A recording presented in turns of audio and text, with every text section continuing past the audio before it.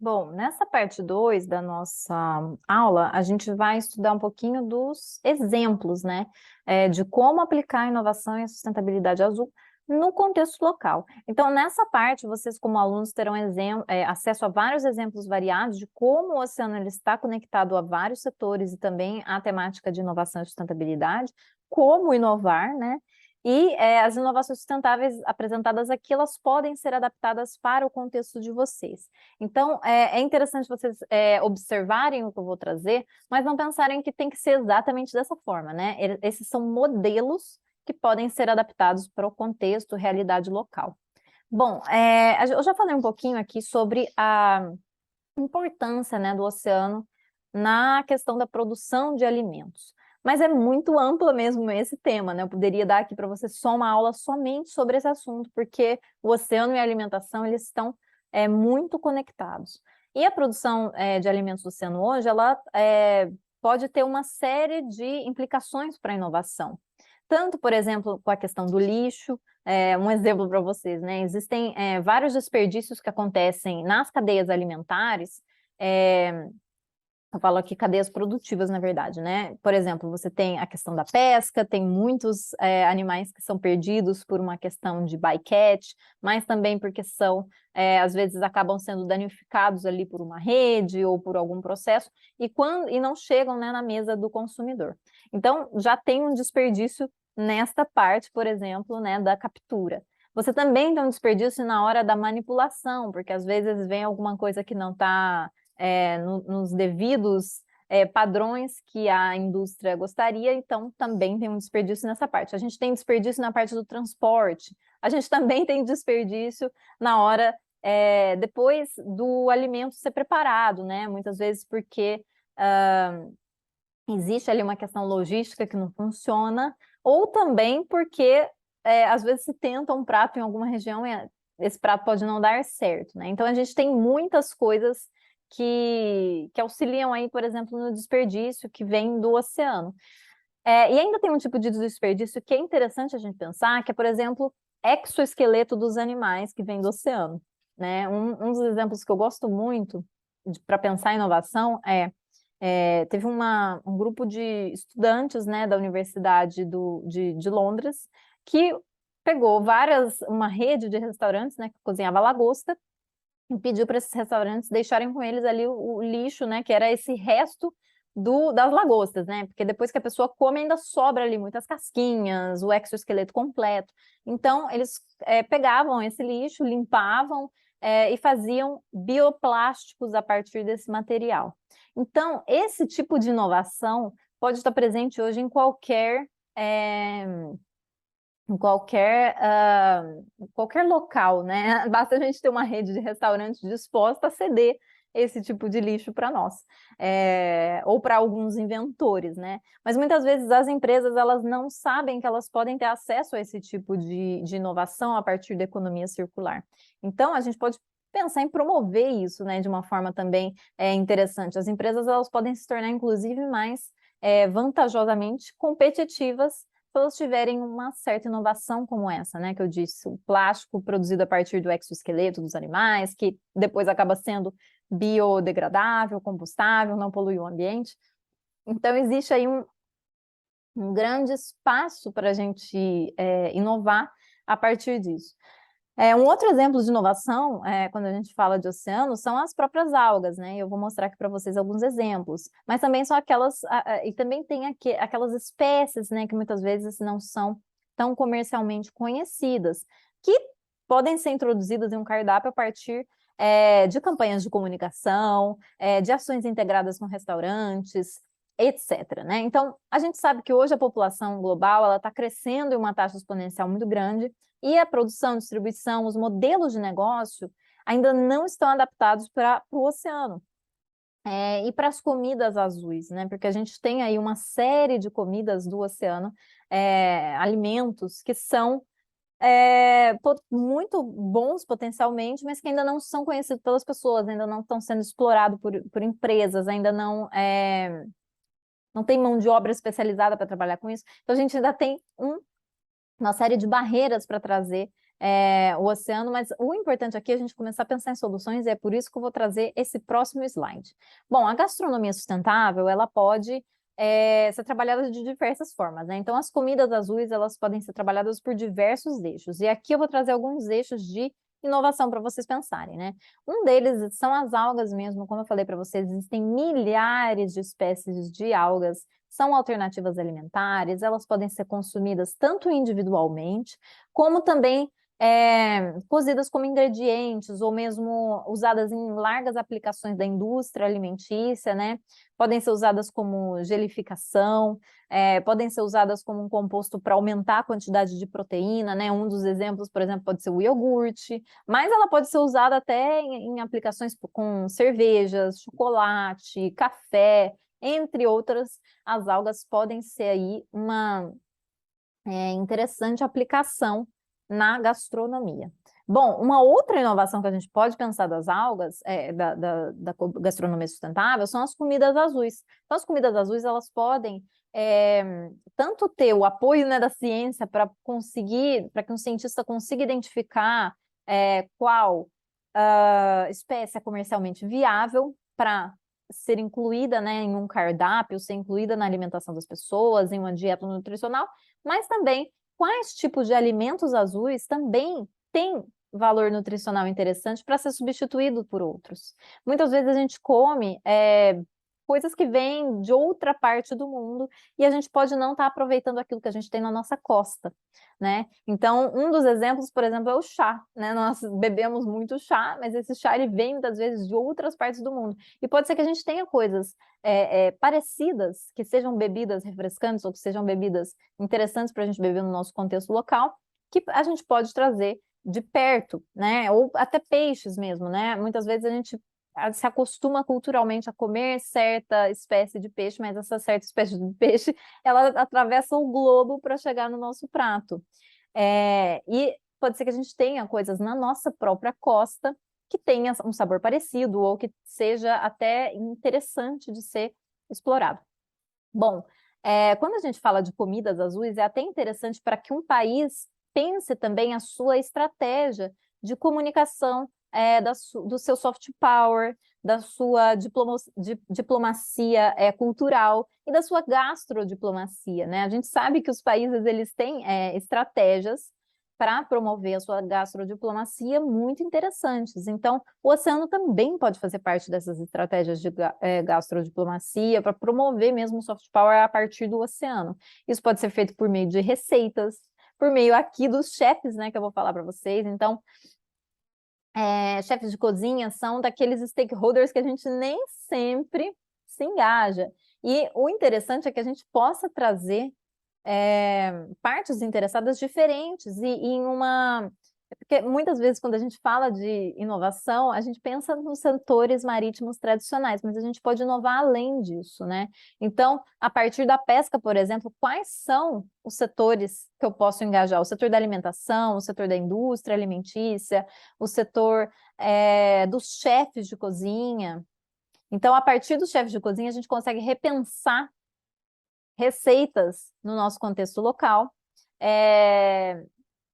que podem trazer novas versões, por exemplo, de pratos típicos, utilizando uma alga da costa da sua região, utilizando um peixe específico, utilizando uma espécie, por exemplo, né? Falei aqui do ouriço do mar, mas poderia ser até outros, que são interessantes de você incluir nessa promoção também, né, da gastronomia sustentável. Bom, um outro setor que é muito interessante a gente trazer são as traduções mesmo, né? Então, receitas que são perdidas ao longo do tempo, né? Quando a gente fala de inovação, a gente também tem que olhar para aquilo que foi perdido, porque muitas vezes a inovação ela não é só o que é novo, é o metaverso, é isso, é a tecnologia. Não, muitas vezes a inovação ela também está na releitura de alguns símbolos, de algumas práticas, de patrimônio cultural que está muitas vezes esquecido, que está muitas vezes em risco de desaparecer, né? Esse patrimônio intangível que muitas vezes é passado de geração em geração, mas não tem ali uma base escrita. Então, por exemplo, as receitas antigas são receitas interessantes da gente rever, para ver o que é que de oceano pode fazer parte do nosso cardápio. técnicas de pesca artesanal, engajamento com comunidades locais. É interessante também a gente pensar a inovação a partir disso, né? Inovação não precisa sempre ser uma coisa nova, ela pode também trazer antigas soluções, antigas práticas, né? Relidas, reinventadas, né? Então, fazer essa leitura no seu contexto local também é sempre muito importante. E, claro, regenerar, né? Porque hoje a gente tem modelos de negócio regenerativos, nós temos empresas que já trabalham, por exemplo, com NFTs ou com a criação de reflorestamento e a venda de NFTs, por exemplo, a partir do reflorestamento. E a gente também pode pensar nessas aplicações para o oceano, né? Para tanto reflorestar quanto regenerar locais do oceano que podem estar em perigo. Então, a gente sabe que tem locais de captura de carbono que são muito interessantes, como, por exemplo, os mangues, os manguezais, né? Os recifes de coral. Todos esses ecossistemas, eles são muito interessantes para a gente pensar a regeneração, né? E pensar também como é que as empresas, como é que os governos, como é que as organizações podem também inovar a partir disso, beneficiando sempre pessoas, né?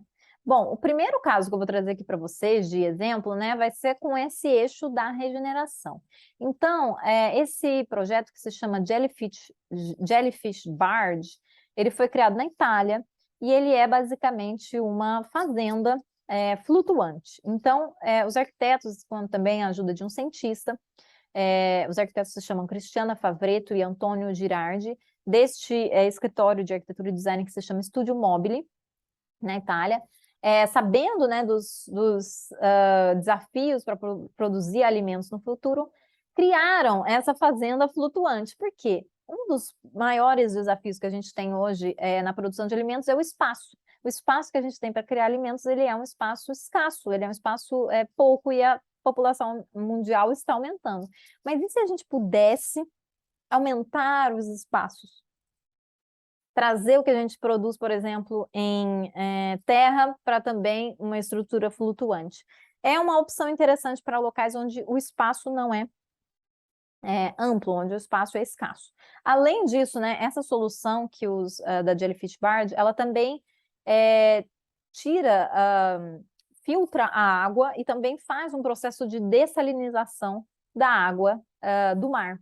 Então, essas plantas que estão aqui, né, nessa estrutura, elas crescem a partir da hidroponia e, a partir disso, elas também já têm aqui, né, a quantidade de sal reduzida.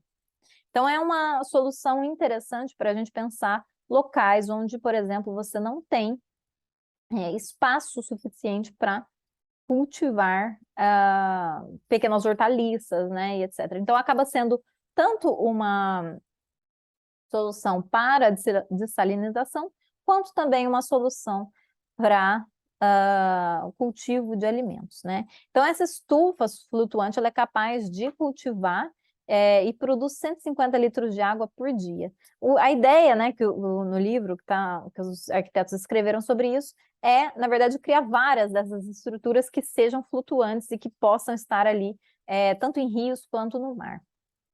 Bom, um outro exemplo que eu vou trazer aqui para vocês agora com a temática dos chefes é a gastronomia mesmo, né? Então, receitas diferentes a partir de algas, enfim, blue foods que vêm do oceano. Um exemplo que eu gosto muito é o chefe Alex Atala, do Brasil, do restaurante Dom. Ele desenvolve muitas receitas diferentes, muitas receitas inovadoras, especialmente com ingredientes que são do Brasil, né, que geralmente não são muito conhecidos pela maioria das pessoas. E esse exemplo aqui é, por exemplo, um prato que ele faz com sopa de algas, melancia, pepino e castanhas de baru, que enfim, além da foto parecer delicioso, é uma inovação você trazer receitas que falem de oceano, né? Então, a partir dessa receita, ele também chama atenção para a questão da comida do futuro, que são as algas, né? Esse chefe ele tem um trabalho muito interessante, eu aconselho vocês também a pesquisarem, porque ele tem muitas receitas que são feitas, por exemplo, com formigas da Amazônia, e essa eu cheguei até a comer, porque ele fez uma intervenção aqui em Lisboa, e eu pude provar um dos pratos dele, e ele realmente tem um prato que é feito com formigas.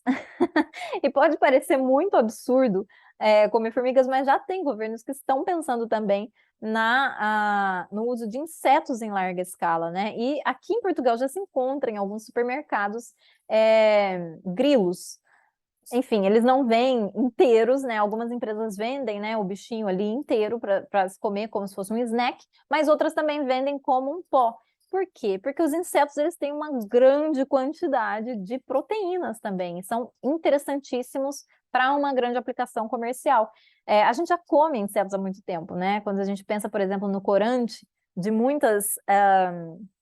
de muitos alimentos, por exemplo, a colchonilha já é usada desde a época enfim, há muitos anos, né? Então, pensar também nessas aplicações a partir do oceano também é muito interessante. Então, se nós podemos comer formigas em um prato e olha que elas dão um sabor muito diferente e realmente o sabor que daria, por exemplo, um tempero que poderia viajar o mundo inteiro, né? Mas às vezes elas podem estar mais próximas do que a gente imagina. A gente também pode imaginar esse tipo de inovação a partir do oceano, com espécies que ainda não são utilizadas, e etc.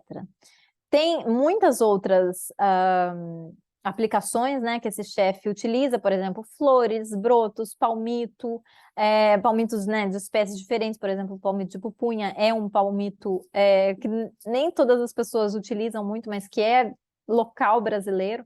Então, pensar receitas junto com chefes, pensar na comunicação dessas receitas, pensar nessa gastrodiplomacia também é muito interessante. Às vezes a gente tem ali no nosso trabalho um jantar para organizar sobre o oceano. Por que a gente vai fazer as pessoas comerem comidas convencionais? A gente pode trazer a partir desse jantar um chefe para cozinhar uma espécie de alga. As pessoas ficam sempre muito interessadas por isso. E também depois passam a aplicar em casa, né, essas receitas. E isso vai disseminando uma rede de novas práticas pelo oceano. Bom, um outro exemplo que eu gosto muito é esse livro, né, que foi lançado pela Organização do Terceiro Setor, que é a RARI, em cooperação com a UNEP, que é o livro Cozinha da Maré. Esse livro reúne, enfim, várias receitas tradicionais, é um livro online gratuito, pode ser acessado por esse link que eu deixei aqui na fonte, vocês vão ter acesso a ele na parte dos alunos, né, na área do aluno. Então, esse livro online gratuito, ele reúne várias receitas tradicionais da costa amazônica do Pará, no Brasil. E essas tradições, elas são valorizadas por esse livro, e são disseminadas de uma forma interativa. Então, aqui o aluno, a pessoa que está lendo o livro, né, consegue ter uma conexão com o manguezal, né, e entender como o manguezal também é importante para uma questão alimentar. E aqui você faz com que as pessoas entendam essa valorização da proteção deste ambiente que é tão importante como o manguezal. Além dessa vertente educacional, né, que o livro ele também traz aí que é um vídeo, né, tem uma série de documentários, né, a partir desse nome, Cozinha da Maré, que vocês podem também buscar no YouTube. E tem esse livro que é muito interessante, porque ele é bonito, né, ele tem muitas fotos, ele conta a história das mulheres que cozinham também. Mas é um projeto também que incentiva novos modelos de negócio. Então, por exemplo, pode ter uma espécie de caranguejo que é de um mangue, mas que ninguém conhece, só as pessoas daquela região que conhecem. E isso também pode ser um incentivo para populações jovens locais que queiram, por exemplo, montar sua própria empresa, não querem sair dessa região que elas estão, morar em outro lugar, ir para a cidade grande, né? Então, esse êxodo ele pode também ser evitado se a gente tiver soluções locais e descentralizadas sustentáveis. Então, eu deixo esse livro aqui para vocês como um PDF, para vocês também lerem e terem algumas inspirações do que é que pode ser feito em volta da inovação. Um outro eixo que a gente vai falar hoje é o desperdício oceano. Então, tem muita inovação que pode ser feita a partir do desperdício. O oceano ele é impactado diariamente, né, com desperdícios que podem ser otimizados. Esses desperdícios eles incluem plástico, metal, remanescentes da indústria pesqueira, navios inteiros, peças, né, entre outras coisas, porque até a indústria espacial joga muito lixo no oceano. Depois procurem por Ponto Nemo, é um local onde, enfim, o oceano recebe, né, lixo espacial com uma grande frequência. Então, tudo isso pode ser otimizado. Aqui a gente vai pensar a partir desses eixos, né? Plástico moda, containers e o espaço que a gente tem no oceano disponível para a gente poder criar coisas, né? Então, os plásticos, por exemplo, né? Nós temos as algas de novo, né? Porque as algas, elas também são interessantes para a criação de novos materiais. Elas podem ser usadas na aplicação de plásticos de uso, na substituição, né, de plásticos de uso único, mas também possuem uma amplitude muito grande de usos. Então, as algas, elas podem ser utilizadas na criação de bioplástico, de plástico compostável. O desperdício na moda também pode ser repensado, porque a gente tem o que eu falei antes, né, das escamas de peixe. Então, as escamas de peixe, elas são geralmente um resíduo da indústria alimentar, elas não são utilizadas, e elas podem ser utilizadas até promovendo identidades culturais, práticas culturais de algum certo local. Elas podem ser aplicadas em muitos locais, né, na moda, tanto em pequenos detalhes, né, em têxteis, mas também como criação de sapatos, etc. Containers, né? A gente tem na arquitetura hoje um movimento muito grande de valorização dos containers também, porque é um tipo de lixo que geralmente não é reciclado. Então, não existe uma certa circularidade desse tipo de material. E pode ser um espaço, né, para você recuperar um container, criar uma obra temporária, uma exibição de arte, uma pequena vivenda de espaço público. Ou podem também, a gente também pode até ter construções a partir dos containers que transportam hoje a maior parte da carga que nós temos acesso, né, no mundo. E o espaço também, né? Porque muitas vezes a gente tem desperdício de espaço no oceano, né? Você poderia ter uma superfície que pode ser usada para alguma estrutura flutuante, não é utilizada. Então, ferramentas, por exemplo, como o ordenamento ou o planejamento do espaço marítimo, que foi o tema do meu mestrado, podem também auxiliar neste processo, né, de organização do oceano.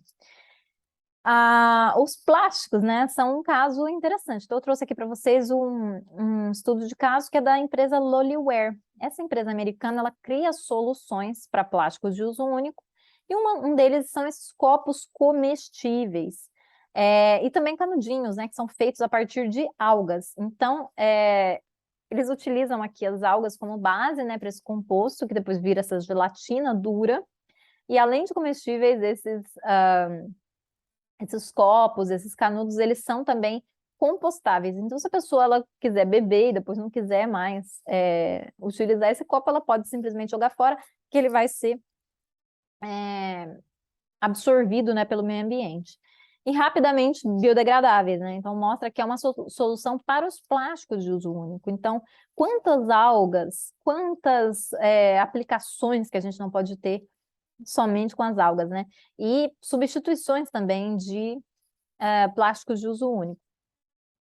Um outro estudo de caso que eu trouxe aqui para vocês é a moda, né? Então, esse Blue Fashion Challenge foi um projeto que aconteceu, promovido pelo governo da Dinamarca nas Ilhas Faroé, e ele buscou acelerar, né? Ou seja, trazer mesmo uma incubação, aceleração para empresas do setor da moda. E uma das vencedoras foi esse projeto que utiliza, né, escamas de peixe na aplicação têxtil. Então, o couro de peixe, ele basicamente tem uma mesma função do couro de vaca, e enfim, mas ele pode ser utilizado em diversas aplicações. E muitas vezes a gente acaba utilizando o couro de uma só fonte porque ele é mais convencional. Mas ele traz aplicações muito interessantes, porque ele já é um desperdício também da indústria pesqueira. Então, a gente pode simplesmente fazer uma questão logística, né, para evitar esse tipo de desperdício nos nossos contextos. Então, desafios, né, hackathons, maratonas de empreendedores, aceleradores, podem trazer uma certa inovação para setores da moda, repensarem, né, os seus serviços a partir do oceano. Então, deixo aqui para vocês também o link do Blue Fashion Challenge, que foi esse hackathon que teve como vencedora essa empresa. Bom, uma outra área que a gente também pode inovar, é claro, é a educação, né? Muitas vezes a gente pensa em educação, mas a gente não reflete que a educação ela é praticamente a mesma há 200 anos. Faz pouco tempo que a educação está igual. E assim, ela precisa de algum tipo de inovação, porque esse modelo de educação que a gente tem, que reparte muitas eh, disciplinas em silos, ele não ajuda as pessoas a entenderem, por exemplo, a crise climática, a, a natureza, como ela funciona, porque a natureza ela é toda interconectada e interdependente. E quando a gente pensa em educação, a gente estuda uma matéria separada da outra, né? Dificilmente uma matéria de biologia ela se relaciona com uma matéria de eh, matemática, dificilmente o que a gente aprende em geografia é estudado na história, e a gente tem que passar a fazer essas conexões, porque as novas gerações elas podem aprender a amar o oceano e assim começar a proteger também esse local. Então, ter mais acesso à educação pode interessar também esses jovens a seguirem profissões azuis, a seguirem oceanografia, a seguirem biologia marinha, a serem, por exemplo, chefes, né, que depois vão cozinhar e vão ter uma empresa relacionada com o oceano. Então, a educação ela pode abrir muitas portas para diversas empresas, enfim, para diversos alunos mesmo, né, que vão no futuro ser os futuros diplomatas, os futuros professores, os futuros engenheiros, que podem também pensar a partir do oceano, né? Então, cada profissão pode também ter seu foco no oceano, e os estudantes têm que ser incentivados desde cedo a trazer, né, essas conexões. Então, novas tecnologias, educação próxima à natureza, engajamento de adultos no processo educativo podem auxiliar, né, as novas gerações a pensar de forma inovadora e sustentável. Bom, a educação ela também pode ser pensada a partir de vários eixos, né, que incluem sustentabilidade e inovação. Uma delas é a educação outdoor, né, que é a educação fora da sala de aula. Então, isso é uma coisa muito interessante na educação em campo e a educação que conecta os estudantes com a natureza. Então, os estudantes eles precisam tocar, sentir, visitar o oceano, porque muitas vezes as crianças elas não têm essa possibilidade de fazer isso com as suas famílias. Então, as escolas também podem possibilitar esse tipo de visita, né, para que as crianças desde cedo possam entender a importância do oceano. Então, as crianças elas podem ser incentivadas a ter mais tempo na natureza, praticar esporte ao ar livre, natação, visitas em campos de estudo. Segundo, né, um outro eixo é o contato, né, profissional que esses alunos podem ter com o oceano. Então, visitas em portos, em fazendas de algas, seja elas indoor ou outdoor, universidades, né, uma universidade de ciências do mar, ela pode servir também como um campo de visita para um estudante, uma ONG, né, o terceiro setor também está sempre inovando, pode servir de inspiração para os estudantes. Projetos de plantio, regeneração oceânica podem também inspirar alunos na escolha das suas carreiras, né? Então, uma criança, por exemplo, que visite um projeto de recuperação de corais ou um projeto de plantação em mangues, ela pode escolher, às vezes, seguir o caminho da biologia ou seguir por causa dessa experiência, né, que ela teve. A tecnologia, o metaverso, né, possui muitas oportunidades para inovação, especialmente quando a gente fala de oceano, NFTs. Então, a tecnologia alinhada à promoção da sustentabilidade e inovação azul, ela pode engajar alunos, especialmente a geração nova, né, que é a geração Z, que está muito conectada com as novas tecnologias, e que pode também, muitas vezes a tecnologia pode auxiliar as crianças a entender o oceano. Então, por exemplo, óculos de realidade virtual podem trazer para crianças do interior, para crianças de comunidades de baixa renda, uma visão do oceano, né? Às vezes tem crianças que nunca viram o oceano, né? Eu sou uma criança que conheci o oceano com 7 anos de idade, e muitas crianças crescem sem conhecer. Então, levar o oceano para dentro das escolas a partir da tecnologia também é uma boa ideia. E os adultos, é claro, né? Porque a educação, quando a gente fala de educação, a gente geralmente pensa em crianças, mas a educação ela tem que ser vista ao longo da vida. A educação ela também pode ser aplicada aos setores, né, que trabalham e que se conectam com o oceano. E a educação ela também pode ser pensada em um modo 360 graus, né? Tanto para crianças quanto para adultos e também engajando, claro, os pais, o staff da escola e etc. Então, a educação ela é possível ser pensada de forma a trazer a sociedade civil mais perto do oceano.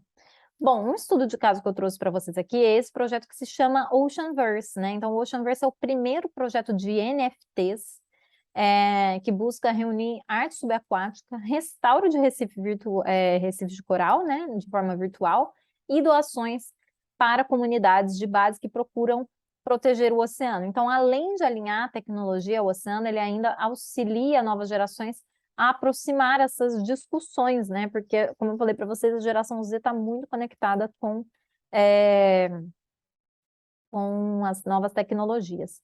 Então, esse projeto é interessante porque, a partir do site deles, você consegue tanto comprar, né, obras de arte, a partir com o tema do oceano, como também financiar projetos. Então, você, pelo site do Oceanverse, você consegue, por exemplo, você como cidadão consegue contribuir com uma certa quantia para um projeto de reflorestamento, ou de recuperação de um coral, ou de um mangue, em diversas regiões do mundo. E é muito interessante a gente pensar como é que isso pode ser aplicado também em estratégias governamentais ou também em estratégias a longo prazo, que auxiliem novos setores a emergir, né? Porque muitas vezes o setor da tecnologia, ele não pensa em oceano, né? Ele está pensando ali na questão financeira ou o marketing digital, mas dificilmente essa economia digital ela está ligada com o oceano. Então, é interessante a gente também pensar nesses stakeholders da economia digital e como é que eles podem também auxiliar a propagar uma mensagem concisa sobre o oceano para mais pessoas. Outro estudo de caso muito interessante é a educação outdoor, né? Que eu tive, inclusive, o prazer de conhecer essa escola fisicamente quando eu estive na Indonésia. A Green School em Bali, ela é uma escola toda pensada para a perspectiva do aluno. Então, ela é uma escola que foca num aprendizado próximo à natureza. Então, as crianças estão ali estudando, entram borboletas, entram moscas, entram passarinhos. Você tem uma quantidade de barulhos muito grande, porque as crianças, elas, desde pequenas ali, elas já são acostumadas a se concentrar com os barulhos da natureza. As crianças, elas têm acesso a uma horta, a um local onde elas podem fazer reciclagem daquilo que elas usam. Elas também conseguem criar os seus próprios projetos, né? Então, eles são incentivados a estudar de forma autônoma, bem próxima à natureza. E essa escola ela também se baseia nos princípios da arquitetura biofílica. Então, a gente pensa muitas vezes que a educação do oceano ideal, ela é a educação dentro de uma sala de aula.